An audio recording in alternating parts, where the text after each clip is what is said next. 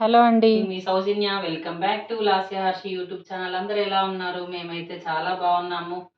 అందరికీ ముందుగా ముస్లిం సోదరులకి రంజాన్ పండుగ శుభాకాంక్షలు.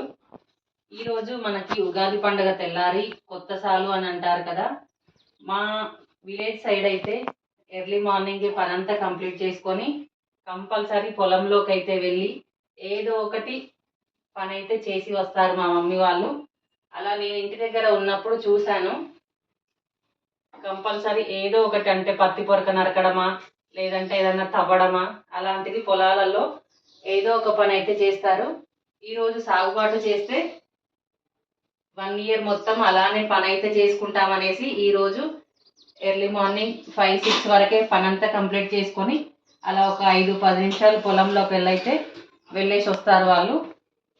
ఇక్కడ మన సిటీలలోనైతే అలాంటివి ఏమీ ఉండవు. ఊళ్ళల్లో బాగా పాటిస్తారు ఇవాళ కొత్త సాల్ అనేసి. ఇప్పుడు నేనైతే ఈవినింగ్ బ్లాగ్ అయితే చేస్తున్నాను. మార్నింగ్ తోమిన గిన్నెలు అయితే ఉన్నాయి, ఇవన్నీ అయితే సదురుకుంటున్నాను. బాసనలు అయితే సదరడం అయిపోయింది. ఈవినింగ్ ఇల్లు అయితే ఊడుస్తున్నాను. మార్నింగ్ తూడ్చినాక కూడా సమ్మర్ కదా, దుమ్ము అయితే చాలా వస్తుంది. ఇలా ఎంత నీళ్ళు ఊడ్చినా కాళ్ళకి సన్నగా తగులుతూ ఉంటుంది. రోజు కంపల్సరీ ఇల్లు అయితే తుడవాల్సి వస్తుంది.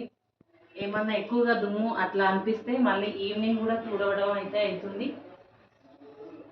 ఇల్లు ఊడ్చేసి బయటనైతే ఊడవాలి. ఇప్పుడు ఇల్లు ఊడవడం అయితే అయిపోయింది. నేను మార్నింగ్ అయితే టమాటా పప్పు చేశాను. టమాటా పప్పు చేసి జొన్న పిండితో అయితే అట్లయితే పోసాను. ఇవి అన్నీ ఊడ్చిపెట్టుకొని పిల్లలకైతే స్నాక్స్ చేసి ఇచ్చిన తర్వాత మిగతావి బాసనలు అయితే తోముతాను. మార్నింగ్ జొన్న పిండితో అట్లయితే చేశాను.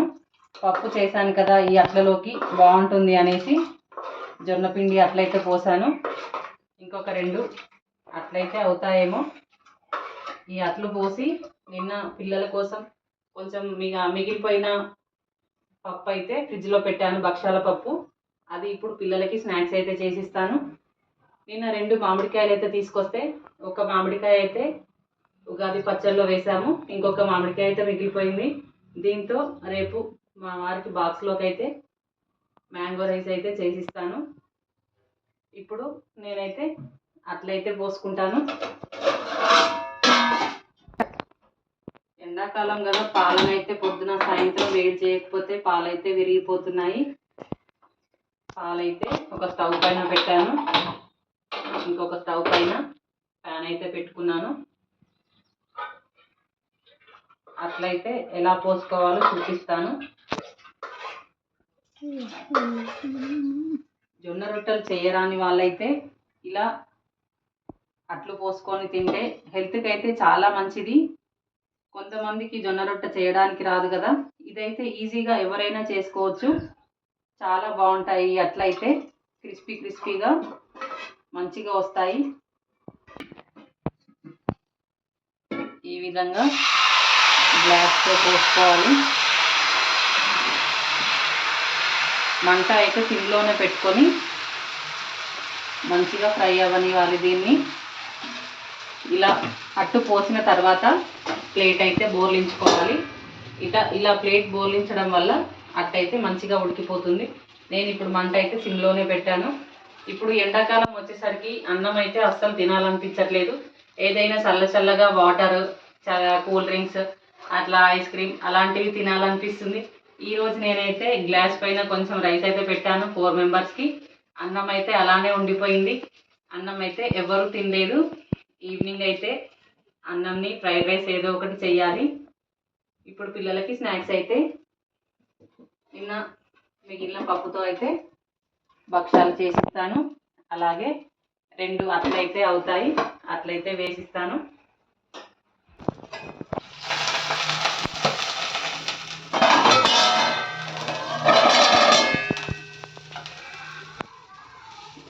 ఇలా మూత తీసుకొని మరొక వైపుకి అయితే తిప్పుకోవాలి. చూడండి ఎంత క్రిస్పీగా ఎంత బాగుందో. ఇది చేయడం చాలా ఈజీ అండి.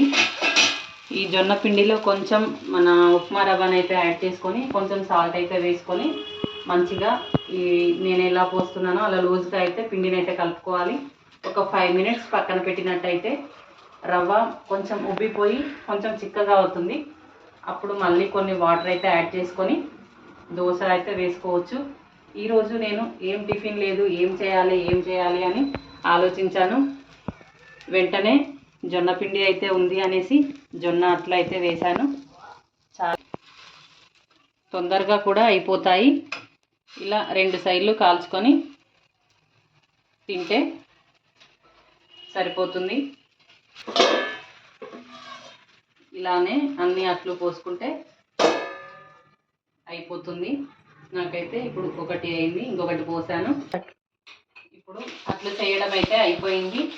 అదే ప్యాన్ పైన భక్షాలు అయితే చేయడానికి నేనైతే ముందుగానే ఇలా ముద్దలు అయితే చేసి పెట్టుకున్నాను. ఇవి చేసి పిల్లలకైతే ఇస్తాను. ఇలా చేసి పెట్టుకోవడం వల్ల తొందరగా అయిపోతాయి చేయడం. పాలు కూడా మరిగిపోయాయి. స్టవ్ అయితే ఆఫ్ చేసి అయితే పెట్టుకుంటున్నాను. భక్షాలు చేయడం అయితే అయిపోయింది. మా చిన్న పాప అయితే తింటుంది. వాళ్ళు తింటుంటే నాకు కూడా ఆకలి అనిపిస్తుంది. పిల్లల పేరు చెప్పుకొని తల్లులు తింటారని అంటారు కదా, అలానే ఉంది ఇప్పుడు. ఇవి చేసిన తర్వాత నాకు కూడా తినాలనిపిస్తుంది. ఇప్పుడు పిల్లలు నేను అందరం కూర్చొని తిన్న తర్వాత గిన్నెలు బాసనలు బట్టలు అయితే మడత పెట్టాలి. మా పాప అయితే ఇలా ఫోన్ చూసుకుంటూ భక్షప్ప అయితే తింటుంది. నేను కూడా తింటున్నా. చాలా వేడిగా ఉంది, చాలా బాగున్నాయి. అప్పటికప్పుడు చేసుకుంటుంటే టేస్ట్ అయితే బాగుంటాయి కదా. బాసనలు తోమడం అయితే కంప్లీట్ అయిపోయింది. ఇలా మళ్ళీ నైట్ వరకు అయితే నైట్ డిన్నర్ చేసే వరకు మళ్ళీ బాసనలు అయితే ఉండవు.